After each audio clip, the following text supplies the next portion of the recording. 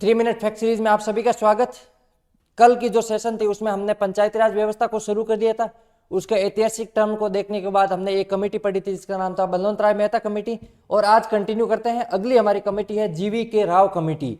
ये भी कई बार एग्जामों में पूछी जाती है। जीवी के राव कमेटी का गठन कब किया गया? तो इसका गठन 1985 में किया गया और इसने दावा किया था कि पंचायती राज व्यवस्था है उसका ढांचा 4 स्तरीय होना चाहिए। कितना होना चाहिए? हमने 2 स्तर वाली पढ़ते हैं, हम 3 स्तर वाली बलवंत राय मेहता कमेटी, 2 अशोक मेहता समिति, परंतु ये बहुत कम फैक्ट मिलते हैं कि 4 स्तरीय कमेटी का प्रावधान कौन सी समिति ने किया था। तो जेवी के जो राव समिति है, भाई नाम में ही पता चला जीवी के राव 4 है तो 4 स्तरीय।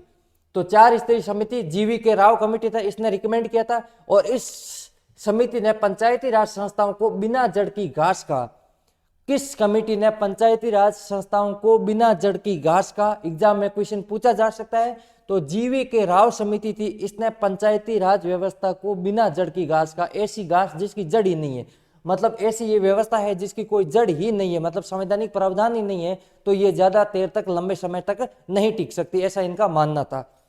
फिर है एल.एम. सिंघवी कमेटी। लक्ष्मीमल सिंघवी ये अपने जोधपुर के निवासी थे और इन्होंने अपनी इनकी अध्यक्षता में एक कमेटी बनी थी 1986 में।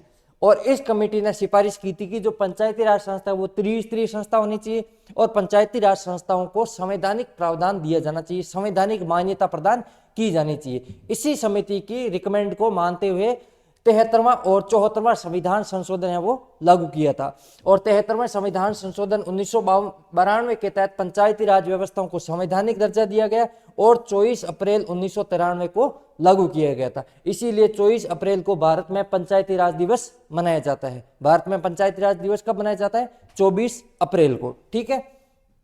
किसकी सिफारिश पर पंचायती राज व्यवस्थाओं को संवैधानिक दर्जा दिया गया था? लक्ष्मीमल सिंघवी कमेटी की रिकमेंडेशन।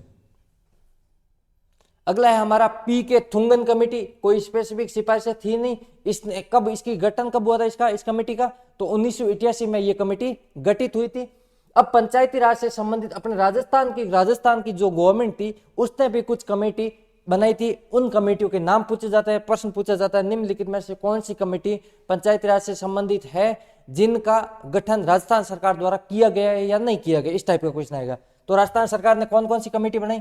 एक सादिक अली कमेटी, एक गिरधारी लाल व्यास कमेटी। इसने सबसे पहले जो वीडियो का पोस्ट है अपने ग्राम सेवक वाला वो स्थापित करने की सिफारिश की थी। गुलाब चंद कटारिया कमेटी, हरीश चंद्र माथुर कमेटी, हरलाल सिंह खर्रा कमेटी, अरुण कुमार सिंह कमेटी और शिव चरण माथुर कमेटी। ये हरलाल सिंह खर्रा कमेटी है, ये एग्जाम में पूछी जा सकती है।